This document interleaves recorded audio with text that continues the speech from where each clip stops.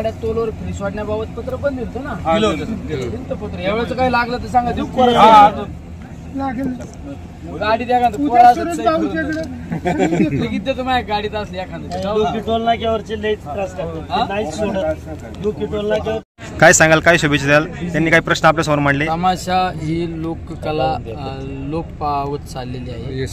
ही पारंपरिक एक सांस्कृतिक कला आहे, ही जिवंत राहिली पाहिजे. सगळ्यात महत्त्वाची माझ्यासारख्या एका छोट्या कार्यकर्त्याची भूमिका आहे. या माध्यमातून आमचे सूरज भाऊंच्या आणि आम्ही या ठिकाणी सगळ्या तमाशा कलावंतांची भेट घेतली आणि तमाशा कलावंतांचं आणि माझं एक आपुलकीचं नातं आहे. कारण ज्यावेळेस कोविडची महामारी आली त्यावेळेस याच तमाशा कलावंत बऱ्याच कलावंतांनी माझ्या कोविड सेंटरमध्ये करमणुकीचा कार्यक्रम केला आणि माझ्या अनेक रुग्णांना कोविडमधून डायव्हर्ट केलं.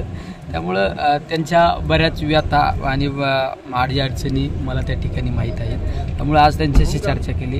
त्यांच्या बऱ्याच भूमिका आहे, छोट्या छोट्या काही समस्या आहे. एक तर समस्या इतकी छोटी आहे की माझ्या तमाशा कलावंतांच्या गाडीला तोल नाही लागला पाहिजे. जसं शेतकऱ्यांच्या बाबतीत आपण आग्रही असतो तसं तमाशा कलावंतांच्या गाडीच्या बाबत पण त्याबाबत मी त्यांना एक पत्र देतोय आणि केंद्रीय सांस्कृतिक मंत्र्याकडे काही त्यांच्या या तमाशा कलावंतांना एक पॅकेज मिळालं पाहिजे.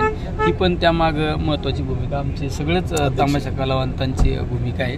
तर मी उद्या आमचं संसदीय अधिवेशन चालू आहे. मी असू, या विभागाचे खासदार आमचे अमोलजी कोल्हे साहेब असू, आम्ही आदरणीय पवार साहेबांच्या माध्यमातून सांस्कृतिक मंत्र्याची मीटिंग लवकरात लवकर सांस्कृतिक मंत्री पवार साहेबांच्या अध्यक्षतेखाली आणि आम्ही दोन्ही खासदार आणि हे तमाशा कलावंतांचे शिष्टमंडळ लवकरात लवकर मीटिंग लावून माझ्या कलावंतांना कसा न्याय देता येईल.